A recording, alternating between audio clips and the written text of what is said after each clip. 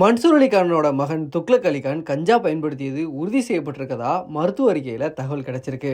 போதைப்பொருள் வழக்கில் கைதானவர்களில் தனது மகனோட ஃபோன் நம்பர் இருந்ததால் அவரை கைது செஞ்சதாக மன்சூர் அலிகான் கூறியிருந்தது குறிப்பிடத்தக்கது. சென்னை ஜே நகர் காவல் நிலைய பகுதியில் போதைப்பொருள் விற்பனையில் ஈடுபட்டதாக வந்த ரகசிய தகவலின் அடிப்படையில் போலீசார் கடந்த 3ஆம் தேதி பாரிசாலை இபி பூங்கா அருகே சோதனை மேற்கொண்டாங்க. அப்போது அதே பகுதியைச் சேர்ந்த கார்த்திகேயன் என்ற கல்லூரி மாணவனை கைது செஞ்சு விசாரணை மேற்கொண்டாங்க.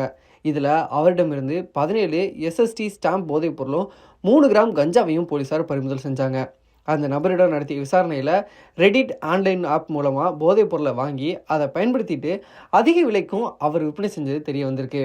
கார்த்திகேயன் கொடுத்த தகவலின்படி மந்தவெளியைச் சேர்ந்த அரவிந்த் பாலாஜி, கூடுவாஞ்சேரியைச் சேர்ந்த வத்சல், மறைமலை நகரைச் சேர்ந்த திரிசன் சம்பத், ஆருணி உட்பட 10 பேரை கைது செஞ்சாங்க. அவர்களிடமிருந்து 700 கிராம் கஞ்சா போதைப் பொருட்கள், 5 செல்போன்களை போலீசார் பறிமுதல் செஞ்சுருந்தாங்க. இந்த நிலையில் கைதான கார்த்திகேயனோட மொபைல் நம்பரை ஆய்வு செஞ்சப்போ அதில் நடிகர் மன்சூர் அலிகான் மகன் துக்ளக் எண் இருந்தது.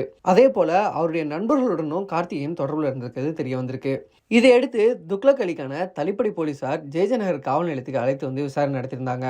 அப்போது அங்கிருந்த 7 பேரும் பரிசோதனை முடிவில் துக்ளக் அலிகான் கார்த்திகேயனிடமிருந்து போதைப் பொருளை வாங்கி பயன்படுத்தியது தெரிய வந்தது.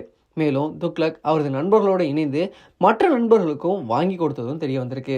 இதையடுத்து துக்ளக் அவரது நண்பர்கள் என மொத்தம் 7 பேரை போதைப்பொருள் தடுப்பு சட்டத்தின் கீழ் ஜே நகர் போலீசார் கைது செஞ்சிருக்காங்க. அந்த 7 பேரையும் அம்பத்தூர்ல நீதிமன்றத்தில் போலீசார் ஆஜரும் படுத்தியிருந்தாங்க. வழக்கை விசாரித்த நீதிபதி மேற்கண்ட 7 பேருக்கும் 15 நாட்கள் நீதிமன்ற காவலில் அடைக்க உத்தரவிட்டிருக்காரு.